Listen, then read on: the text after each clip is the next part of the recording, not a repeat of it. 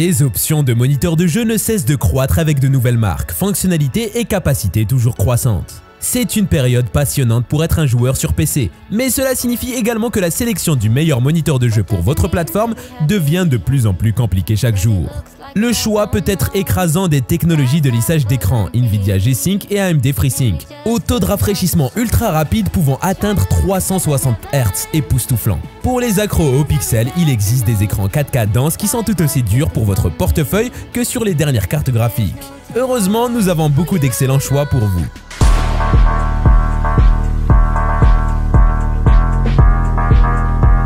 Asus TUF Gaming VG289Q. L'Asus TUF Gaming VG289Q est un moniteur pour les joueurs qui préfèrent les jeux avec d'excellents graphismes détaillés aux jeux de sport en ligne ou de tir rapide. Le menu à l'écran offre des paramètres de jeu étendus et une pléthore de fonctionnalités ergonomiques permettent des ajustements flexibles.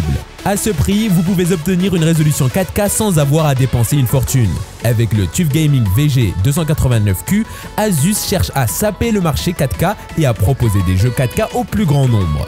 Il a une résolution de 3840 par 2160 pixels. Il atteint 90% de l'espace colorimétrique DCI-P3 et prend en charge la technologie HDR10 pour afficher une plage dynamique étendue. Le moniteur de jeu peut être synchronisé avec les cartes graphiques Nvidia et AMD via la prise en charge de leurs technologies de synchronisation adaptative respectives.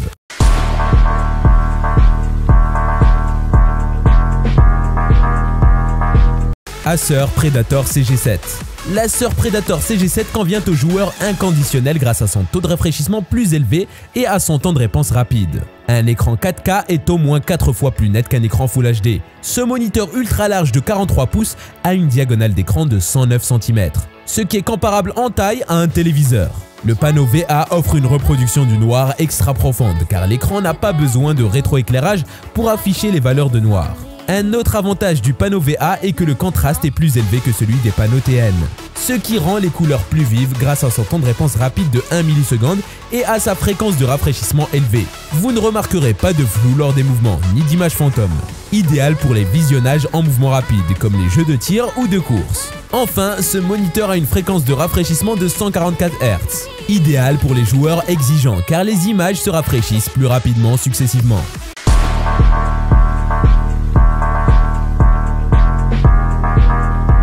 Samsung Odyssey G7. L'Odyssey G728 S28AG700NU est le nouvel écran gaming de Samsung. Déclinaison de l'Odyssey G7 classique sorti l'année dernière, il veut séduire grâce à sa dalle 4K, son taux de rafraîchissement de 144 Hz ainsi que son design dans la continuité des produits précédents. Il excelle en jeu grâce à une avalanche de performance, des couleurs et une luminosité boostée par le filtre QLED.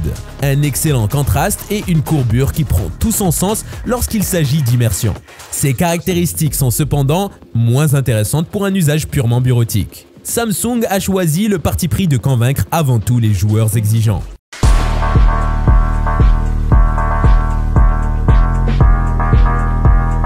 EVE Spectrum. Le moniteur EVE Spectrum est équipé d'une dalle 27 IPS de chez LG en format 16/9.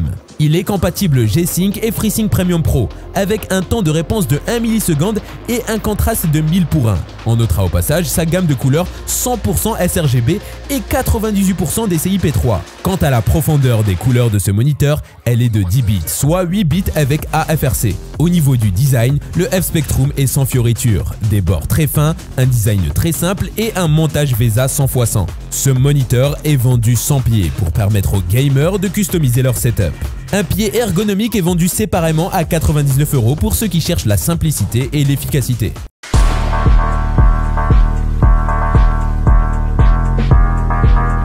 LG UltraGear Ergo 27 GN88A. Le premier moniteur à profiter de ce concept fait partie de la gamme UltraGear et se destine donc aux joueurs. Il utilise une dalle nano IPS en définition WQHD 2560 x 1440 et revendique une fréquence d'affichage maximale de 144 Hz ainsi qu'un temps de réponse de 1 ms gris à gris.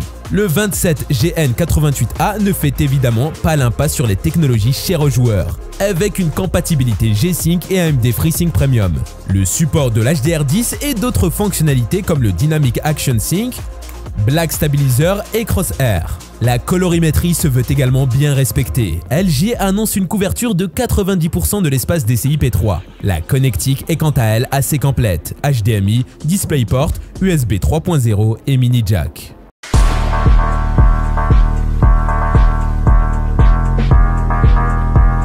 LG UltraGear 38GN950. LG UltraGear 38GN950B est un écran haut de gamme avec des caractéristiques haut de gamme qui font rêver. Techniquement, il se caractérise par son écran incurvé ultra large, surtout d'une bonne résolution et d'une bonne taille comme celui-ci. 3840 par 1600 pixels avec 38 pouces de diagonale. Une dalle IPS. Son temps de latence est à peine d'1 milliseconde et il est doté d'un taux de rafraîchissement pouvant aller jusqu'à 160 Hz. 144 Hz en mode normal et 160 Hz en mode surcadencé. Il est compatible avec les technologies G-Sync de Nvidia et FreeSync Premium Pro de AMD pour synchroniser le taux d'affichage de l'écran avec celui de la carte graphique. Et il est compatible avec l'affichage HDR10. Notons que même s'il y a deux ports HDMI, ceux-ci ne peuvent pas être utilisés pour afficher deux appareils en même temps.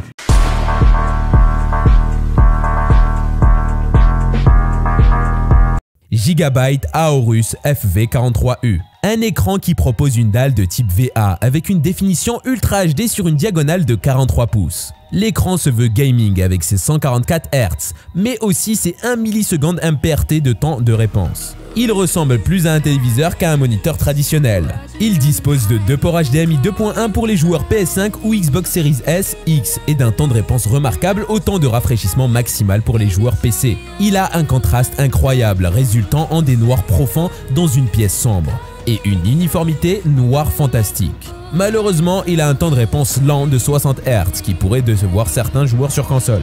Il dispose également d'un support fixe sans ajustement ergonomique, de sorte que certains utilisateurs devront peut-être envisager un bras de montage au lieu d'utiliser le support inclus.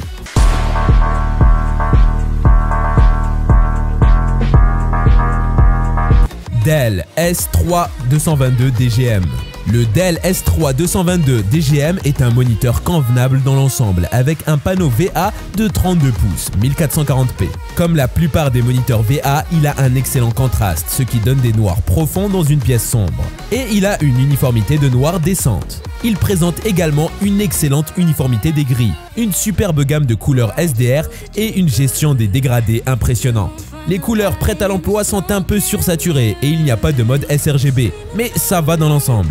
La gestion des mouvements est excellente, avec un excellent temps de réponse au taux de rafraîchissement maximal avec très peu de dépassement. Il est toujours en proie au même problème, qui affecte normalement les moniteurs VA, car il y a un maculage noir important dans les scènes sombres, ce qui peut être gênant.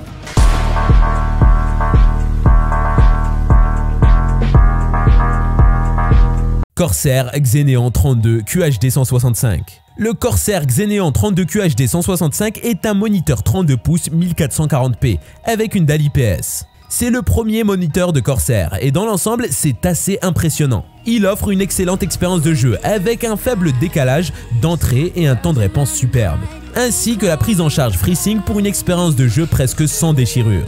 Il a des couleurs impressionnantes de SDR, y compris une couverture complète, des espaces colorimétriques sRGB et Adobe RVB. Malheureusement, en raison de cette large gamme de couleurs, la plupart des contenus sont sursaturés, sauf si vous utilisez le mode sRGB intégré. Comme prévu pour un moniteur IPS, il a de larges angles de vision, mais un faible contraste de sorte qu'il n'est pas à son meilleur dans une pièce sombre.